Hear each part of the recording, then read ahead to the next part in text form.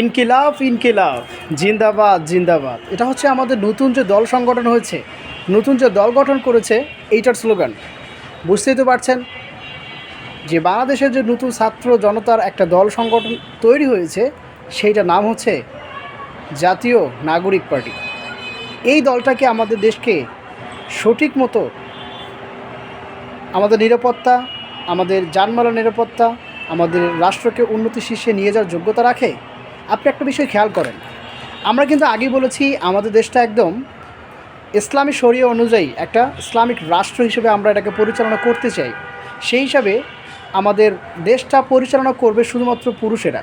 কিন্তু আমরা এটাতে লক্ষ্য করছি যে নতুন যে সংগঠন তৈরি হয়েছে, সেই সংগঠনে কিন্তু নারীরাও কিন্তু নেত্রীর অধীনে রয়েছেন।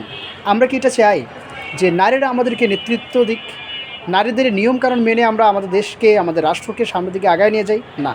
তার মানে নতুন যে দল গঠনটা, নতুন যে সংগঠন তৈরি করেছে, নতুন যে দল সংগঠন তৈরি করেছে, আমরা এটাকে প্রায়োরিটি দিচ্ছি না। কারণ আমরা কখনোই চাই না কোনো নারী, কোনো মেয়ে আমাদেরকে নেতৃত্ব দিক। এটাই ফাইনাল। ঠিক আছে?